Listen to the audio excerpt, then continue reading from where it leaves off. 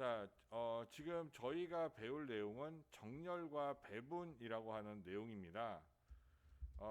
여기에서부터 여기까지 내가 이 레이어를 선택하는데 얘를 클릭한 다음에 그 다음에 Shift를 눌러주면 여기에서부터 여기까지 선택이 되죠. 예, 그렇지 않고 내가 이렇게 퐁당퐁당 선택을 하려면 퐁당퐁당 건너뛰면서 선택하기 위해서는 이때는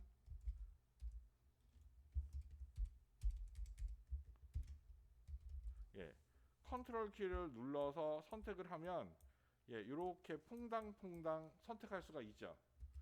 자, 이렇게 선택을 하는데 자, 이렇게 컨트롤 키를 눌러서 선택을 더할 수 있고 뺄 수 있고요. 그 다음에 Shift를 눌러서 여기에서부터 여기까지 이렇게 선택할 수가 있습니다. 자, 선택이 되시죠? 그 다음에 자, 2에서 4번까지 전체를 선택해 보겠습니다. 이 상태에서 요 위에 요 부분을 한번 보겠습니다. 요 부분을 보겠습니다. 자, 이 부분의 메뉴를 보면 총 메뉴가 12개로 구성되어 있습니다.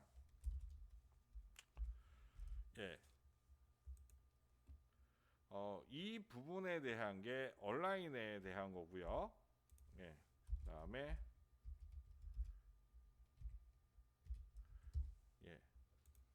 이 부분에 대한 게 배분에 대한 게 되는 겁니다. 선생님 지금 그 위에 화면이 안 떠 있는데 뭘 클릭하면 그게 떠요? 지금 온라인 지금 여기에 있는 레이어를 선택하면 뜨는 겁니다. 여기에 있는 요 선택 도구로 여기에 있는 레이어를 이렇게 선택해 놓으시면 요 메뉴는 자동으로 뜹니다. 자, 이렇게 얘가 뜨는데 이렇게 뜨는 것 중에서 자, 이렇게 또 반을 나눠 볼 수가 있어요. 반을 나눠 볼 수가 있는데 이렇게 반이 가로죠. 이렇게 반이 세로죠. 이렇게 반이 가로고 이렇게 반이 세로고 이렇게 반이 가로가 되는 거죠. 이해되시나요? 그래서 이 온라인 패널은요, 레이어가 2개 이상 선택됐을 때 활성화가 되는 거고요. 이 디스트리뷰 패널은 레이어가 3개 이상 선택되었을 때 활성화되는 겁니다. 이해되셨죠? 자, 그러면 먼저 요 정렬에 대해서 한번 생각해 보겠습니다. 요 정렬에 대해서 생각해 볼게요. 만약에 이렇게 오브젝트가 3개가 있다라고 하면 자, 첫 번째 있는 거는요. 맨 위에 있는 오브젝트를 기준으로 해서 여기다 갖다 맞추는 거예요. 여기다가 수평을 맞추는 겁니다. 요렇게. 근데 얘는 요거 세 개의 평균 값에다가 이 세 개를 맞춰준다는 얘기예요. 마지막에 얘는 말씀 안 드려도 알겠죠. 현재 있는 맨 밑에 있는 오브젝트를 기준으로 해서 여기에다가 이렇게 내려서 맞춰주겠다는 얘기입니다. 아시겠죠? 자, 그럼 얘도 마찬가지겠죠. 맨 왼쪽에 있는 오브젝트를 기준으로, 맨 오른쪽에 있는 오브젝트를 기준으로, 또는 2개 이상의 오브젝트의 평균값 가운데로 맞춰주겠다라고 하는 이런 메뉴입니다. 어쨌든 여기서 이 6개는 정렬에 대한 이야기다 라고 하는 거. 그 다음에 나머지 6개는 배분에 대한 것이다 라고 하는 겁니다. 그런데 이 배분이라고 하는 거를 한번 보시면요. 만약에 3개 이상일 때 얘가 배분이 된다 그랬죠. 이게 활성화가 된다 그랬죠. 그래 3개 이상이 돼야 간격이라고 하는 게 나오잖아요.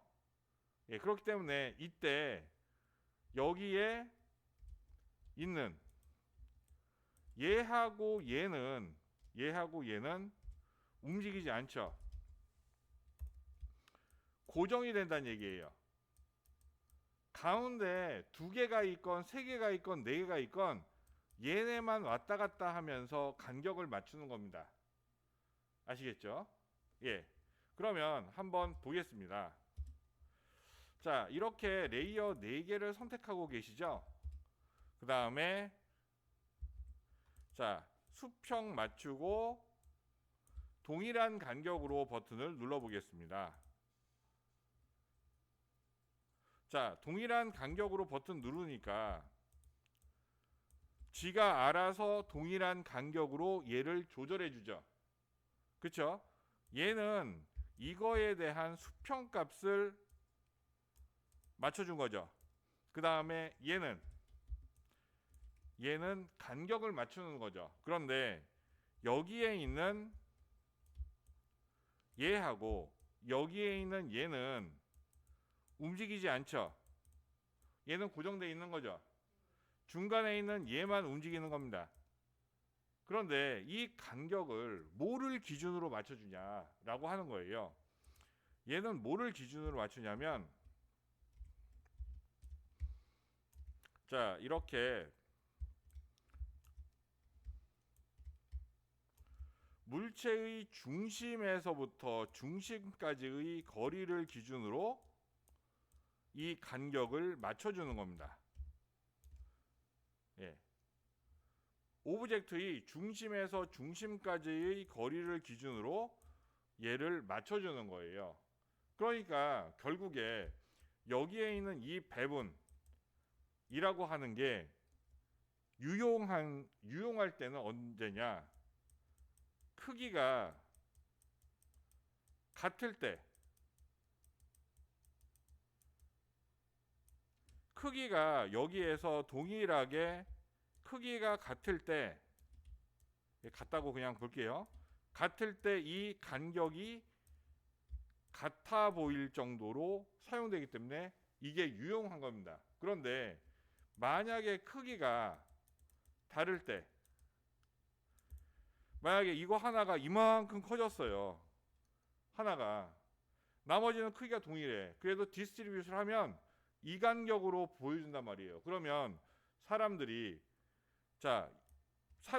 보는 간격은 이 간격을 보죠. 뭐 컴퓨터도 아니고 이 중심에서부터 중심까지의 거리가 같으니까 같은 거야, 이렇게 안 보겠죠. 그래서 포토샵 정렬의 한계는 뭐냐? 크기가 같을 때만 유효하다 라고 하는 걸 기억하시라는 거예요. 아시겠죠? 예. 크기가 같았을 때 이 디스트리뷰트이라고 하는 게 쓸모가 있다. 크기가 다른 경우에는 간격을 기준으로 맞추는 게 아니라 센터를 기준으로 맞춰주기 때문에 별로 쓸모가 없다라고 하는 겁니다. 물론 다른 프로그램에서는 이 센터를 기준으로 맞춰주는 것과 간격을 기준으로 맞춰주는 거, 이 옵션이 따로 있어요. 그런데 포토샵은 없다.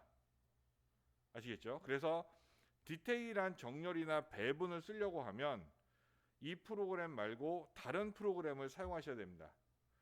하지만 포토샵에서 어느 정도까지 할 수 있다라고 하는 한계점은 아셔야겠죠. 그래서 설명드린 겁니다.